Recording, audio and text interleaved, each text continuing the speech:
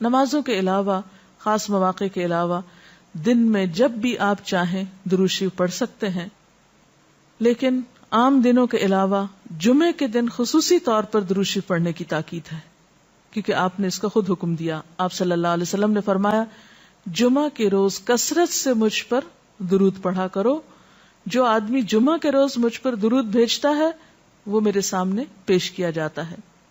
اسی طرح دعا سے پہلے، دعا کے بعد، پھر جہاں کہیں آپ کا نام لیا جا رہا ہو یا لکھا جا رہا ہو یا کسی بھی طرح آپ کا ذکر آئے وہاں آپ کے لیے درود پڑھنا.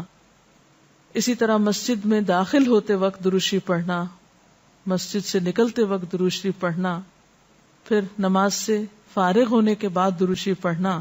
یعنی ایک تو نماز کے اندر ہے، لیکن نماز سے فراغت کے بعد، پھر اسی طرح ہر مجلس میں آپ پر درود پڑھنا ضروری ہے. پھر اسی طرح صبح و شام کے اوقات میں، یعنی یہ تمام مواقع ایسے مواقع ہیں جس میں آپ درود شریف پڑھ سکتے ہیں. اور موقع کوئی ہو یا نہ ہو، دن یا رات کی گھڑیوں میں سے جس گھڑی میں آپ چاہیں، جب چاہیں، چلتے پھرتے، کام کاج کرتے، آپ اللہ کے رسول صلی اللہ علیہ وسلم کو یاد کر سکتے ہیں، آپ کے لیے درود اور سلام پڑھ سکتے ہیں. نبی صلی اللہ علیہ وسلم پر درود شریف پڑھنے کے کئی صیغے ہمارے ہاں مشہور ہیں. اس میں کچھ تو وہ ہیں جو آپ صلی اللہ علیہ وسلم سے ثابت ہیں، اور کچھ ایسے ہیں کہ جو لوگوں نے بعد میں خود بنا لیے ہیں. تو وہ ایسے تمام ورژن یا ایسی تمام عبارتیں جو لوگوں نے خود اس معنی کی بنائی ہیں، خواہ وہ عربی میں ہیں یا اردو میں ہیں، تو ان کو پڑھنے کی حد تک تو پڑھا جا سکتا ہے. یعنی اگر نثر میں کوئی ایسی عبارت موجود ہے جس میں آپ صلی اللہ علیہ وسلم کے لیے دعا کی گئی ہے یا آپ کی مدح کی گئی ہے یا آپ پر سلام بھیجا گیا ہے، خواہ وہ نثر میں ہو یا شعر میں، تو اس میں حرج تو کوئی نہیں. لیکن وہ چیز جو خود آپ صلی اللہ علیہ وسلم نے ہمیں سکھائی اور جو آپ کی طرف سے ہمیں ملی، اس کا مقام باقی ہر انسان کے کلام پر کہیں بلند ہے، کہیں زیادہ فائدہ مند ہے. تو وہ درود شریف جو مسنون ہے، وہ صیغہ جو آپ سے ثابت ہے، اس کا پڑھنا افضل ہے، وہی اصل درود ہے. اور باقی تو انسانوں کے خیالات یا جذبات کا اظہار ہے، خواہ وہ شعر میں ہو، خواہ وہ نثر میں ہو، خواہ وہ اردو میں ہو، خواہ پنجابی میں ہو یا کسی اور زبان میں ہو، وہ تو پھر انسانوں کے کلام ہے نا. تو جس طرح اللہ سبحانہ و تعالیٰ کے کلام کو باقی تمام انسانوں کے کلام پر فضیلت ہے، اسی طرح نبی صلی اللہ علیہ وسلم کے کلام کو بھی باقی انسانوں کے کلام پر فضیلت ہے. ایک عام شاعر کتنی بھی خوبصورت بات کرے، لیکن اللہ کے رسول صلی اللہ علیہ وسلم سے آگے تو اس کی بات نہیں ہو سکتی. ایک عام انسان کتنے بھی خوبصورت انداز میں آپ صلی اللہ علیہ وسلم کا ذکر خیر کرے، لیکن وہ اس کے برابر تو نہیں ہو سکتا جو نبی صلی اللہ علیہ وسلم نے خود ہمیں دیا. تو بہترین صیغہ وہی ہے جو ہم نماز میں پڑھتے ہیں، جسے درود ابراہیمی کہا جاتا ہے، اور اس کا پڑھنا باعث اجر و ثواب ہے اور اس میں کوئی شک ہی نہیں. اسی طرح یہ چونکہ تھوڑا طویل ہے تو اس کو مختصر انداز میں بھی آپ پڑھ سکتے ہیں. مثلا صرف اگر آپ صلی اللہ علیہ وسلم کہہ رہے ہیں تو یہ بھی درست ہے، یہ بھی درود شریف مکمل ہے ایک طرح سے، اگرچہ مختصر ہے. اسی طرح اللہم صلی وسلم علی نبینا محمد، یہ بھی آپ پڑھ سکتے ہیں. صلی اللہ علی النبی الکریم کہہ سکتے ہیں. تو مختصر ہو یا درود ابراہیمی کچھ طویل شکل میں ہو، اصل چیز تو ذکر میں مشغول ہونا ہے. تعداد میٹر نہیں کرتی جتنا وہ احساس اور جذبہ اور عقیدت جو کہ درود شریف پڑھتے ہوئے آپ صلی اللہ علیہ وسلم کے لیے ہماری ہو سکتی ہے. تو ہمارے لیے دن میں بے شمار مواقع ایسے ہوتے ہیں کہ جس میں ہم درود شریف پڑھ سکتے ہیں. سب سے پہلا موقع تو خود نماز کا موقع ہے. اس وقت تک نماز مکمل نہیں ہوتی جب تک ہم اس میں درود شریف نہیں پڑھتے. پھر اسی طرح عام نمازوں کے علاوہ نماز جنازہ میں بھی درود شریف پڑھا جاتا ہے. پھر اذان کے بعد درود شریف پڑھا جاتا ہے. آپ صلی اللہ علیہ وسلم نے فرمایا جب مؤذن کی آواز سنو، یعنی اذان سنو، تو وہی کہو جو مؤذن کہتا ہے، یعنی اذان کا جواب دو، پھر مجھ پر درود پڑھو. یعنی اذان کا جواب دینے کے بعد جب اذان ختم ہو جائے تو کیا کرنا چاہیے؟ نبی صلی اللہ علیہ وسلم پر درود بھیجنا چاہیے. کیونکہ مجھ پر درود پڑھنے والے پر اللہ تعالیٰ 10 رحمتیں نازل فرماتا ہے. اس کے بعد میرے لیے اللہ سے وسیلہ مانگو جو جنت میں ایک مقام ہے جو جنتیوں میں سے صرف کسی ایک ہی کو ملے گا، اور مجھے امید ہے کہ وہ جنتی میں ہی ہوں گا، یعنی آپ صلی اللہ علیہ وسلم ہی کے لیے وہ مقام ہے. اور آپ نے یہ بھی فرمایا کہ من سألی اللہ الوسیلہ، جس نے اللہ سے میرے لیے وسیلہ کی دعا کی، یعنی درود شریف کے علاوہ آت محمد الوسیلۃ دعا ہم پڑھتے ہیں، یہ دعا بھی پڑھی جانی چاہیے. تو جس نے یہ دعا پڑھی اس کے لیے میری شفاعت واجب ہو جائے گی، یعنی قیامت کے دن پھر میں اس کے لیے شفاعت کروں گا. پھر یہ کہ درود شریف نہ صرف یہ کہ دنیا میں انسان کے لیے فائدے کا باعث ہے، بلکہ آخرت میں انسان کے لیے شفاعت کا ذریعہ بھی ہے. درود شریف پڑھنے والوں کو نبی صلی اللہ علیہ وسلم کی شفاعت نصیب ہوگی. آپ نے فرمایا جس نے 10 مرتبہ صبح و شام مجھ پر درود بھیجا اسے قیامت کے دن میری شفاعت حاصل ہوگی. اب یہ کہ اگر زیادہ وقت نہ بھی ملے تو 10 دفعہ درود شریف پڑھنا آخر کیا مشکل ہے، کتنی دیر لگ جائے گی، لیکن اس کا اجر و ثواب اور اس کا فائدہ کس قدر ہے.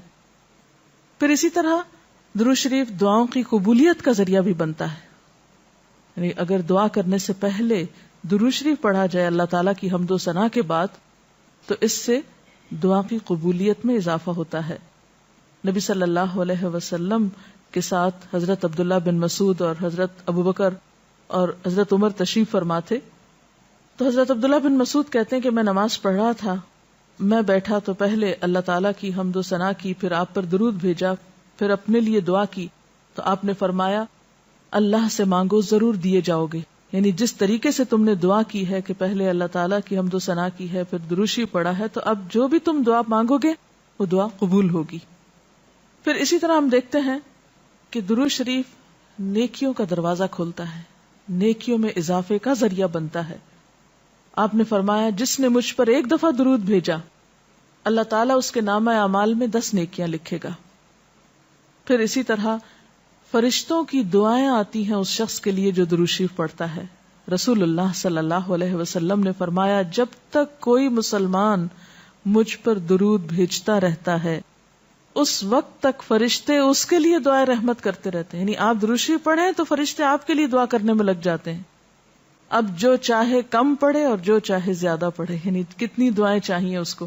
دیکھیں ہم عام طور پر کتنا کہتے ہیں دوسروں سے کہ پلیز ہمارے لیے دعا کیجئے، ہمیں دعا میں یاد رکھیے، دوسروں کی ایک طرح سے منت سماجت کر رہے ہوتے ہیں. لیکن کتنا آسان طریقہ ہے فرشتوں کی دعائیں لینے کا کہ انسان درود شریف پڑھنا شروع کر دے. اور وہ شخص جو درود نہ پڑھے وہ صرف اپنے آپ ہی کو نقصان دیتا ہے، اس لیے کہ درود شریف نہ پڑھنا انسان کے بخیل ہونے کی علامت ہے. آپ صلی اللہ علیہ وسلم نے فرمایا جس کے سامنے میرا نام لیا جائے اور پھر وہ مجھ پر درود نہ پڑھے تو وہ بخیل ہے. اس سے یہ بات بھی پتہ چلتی ہے کہ اگر ہم خود درود شریف نہیں بھی پڑھ رہے لیکن اگر کوئی اور آپ کا ذکر خیر کر رہا ہے یا کوئی اور درود شریف پڑھ رہا ہے اور اگر وہ بلند آواز میں پڑھ رہا ہے تو ہمیں بھی آپ کا نام سنتے ہی دل میں درود شریف پڑھنا ہوگا. یہ بھی آپ کے ادب میں سے ایک ہے. اور قیامت کے دن اس شخص کے لیے جو درود نہ پڑھے، درود کا نہ پڑھنا حسرتوں کا باعث ہوگا.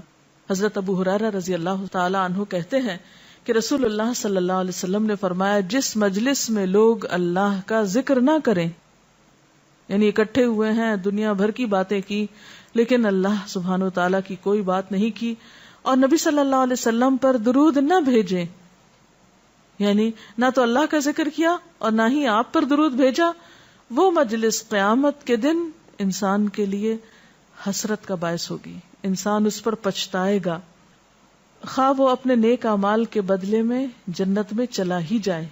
یعنی ایک شخص جنت میں بھی پہنچ گیا لیکن اس کو ایسی مجلسوں پر حسرت ضرور ہوگی جس میں اس نے اللہ کا ذکر اور رسول اللہ صلی اللہ علیہ وسلم پر درود نہ بھیجا ہوگا. اور اگر دیکھا جائے تو انسان کے اعمال میں ایسی کوتاہی اور غفلت بسا اوقات جنت سے محرومی کا سبب بھی بن جاتی ہے. آپ صلی اللہ علیہ وسلم نے فرمایا جو مجھ پر درود پڑھنا بھول گیا اس نے جنت کا رستہ کھو دیا. یعنی جس نے اتنی غفلت برتی کہ کبھی آپ کا ذکر ہی نہیں کیا اور کبھی آپ کے لیے دعا ہی نہیں کی اور کبھی آپ کے لیے درود ہی نہیں پڑھا, تو اس نے اپنے لیے کیا کمایا؟ ان اللہ وملائکتہ یصلون علی النبی یا ایھا الذین آمنوا صلوا علیہ وسلموا تسلیما, کہ اللہ اور اس کے فرشتے نبی صلی اللہ علیہ وسلم پر درود بھیجتے ہیں. اے لوگو جو ایمان لائے ہو, تم بھی ان پر درود و سلام بھیجو. تو رسول اللہ صلی اللہ علیہ وسلم کے ذکر کا, آپ کی یاد کا بہترین طریقہ آپ پر درود بھیجنا ہے, آپ کے لیے دعائے رحمت کرنا ہے. وہ عظیم ہستی جس پر اللہ رب العزت کی رحمت برستی ہے, جس کا ذکر اللہ سبحانہ وتعالی فرشتوں میں کرتے ہیں, جن پر فرشتے دعائے رحمت بھیجتے ہیں, آخر ان کا ذکر اور ان پر درود و سلام میں اور آپ کیوں نہ بھیجیں گے؟ آپ صلی اللہ علیہ وسلم پر درود بھیجنا خود ہمارے اپنے لیے باعث سعادت ہے, باعث رحمت ہے. آپ صلی اللہ علیہ وسلم اس کے محتاج نہیں.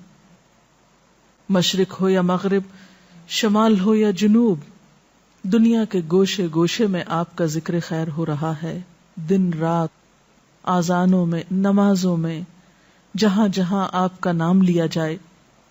لیکن اگر ہم درود شریف پڑھتے ہیں تو اس کا فائدہ خود ہم ہی کو پہنچتا ہے, ہمارے اپنے لیے باعث رحمت ہے.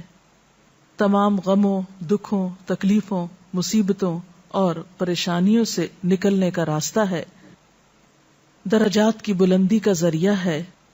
رسول اللہ صلی اللہ علیہ وسلم نے فرمایا, جس نے مجھ پر ایک بار درود بھیجا اللہ تعالیٰ اس پر 10 مرتبہ رحمتیں نازل فرمائے گا. ایک بار درود پڑھنے کا اجر و ثواب, اس کے 10 گناہ معاف فرمائے گا. یعنی صرف 10 رحمتیں نہیں, 10 گناہوں کی بخشش بھی ہوگی اور 10 درجے بلند فرمائے گا, یعنی درجات کی بلندی بھی. اسی طرح درود شریف آپ صلی اللہ علیہ وسلم سے قربت کا ذریعہ بھی ہے.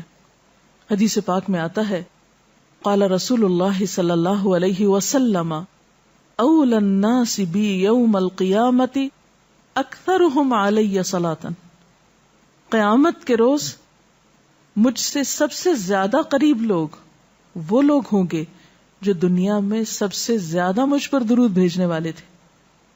یعنی قیامت کے دن آپ کا قرب بھی درود شریف کی وجہ سے نصیب ہوگا. پھر اسی طرح اگر انسان کوئی اور دعا نہ بھی کر سکے, غم, دکھ اور تکلیف کی حالت میں صرف درود شریف بھی پڑھتا رہے تو اسے ساری دعاؤں سے کفایت کر جائے گا. ایک حدیث میں آتا ہے, حضرت ابی ابن کعب رضی اللہ تعالی عنہ کہتے ہیں کہ میں نے آپ صلی اللہ علیہ وسلم سے عرض کیا, اے اللہ کے رسول صلی اللہ علیہ وسلم, میں آپ پر کثرت سے درود بھیجتا ہوں, یعنی بہت زیادہ آپ پر درود بھیجتا ہوں, اپنی دعا میں سے کتنا وقت میں درود کے لیے وقف کروں؟ یعنی جتنی میں دعائیں مانگتا ہوں ان میں سے کتنے وقت کے لیے درود پڑھا کروں, یعنی آپ پر دعائے رحمت بھیجوں یا آپ کے لیے دعائے رحمت کروں. درود کا مطلب یہی ہوتا ہے. تو آپ صلی اللہ علیہ وسلم نے فرمایا, جتنا تو چاہے. اللہم صلی علی محمد وعلی آل محمد. اللہم صلی علی محمد النبی الأمی وعلی آل محمد.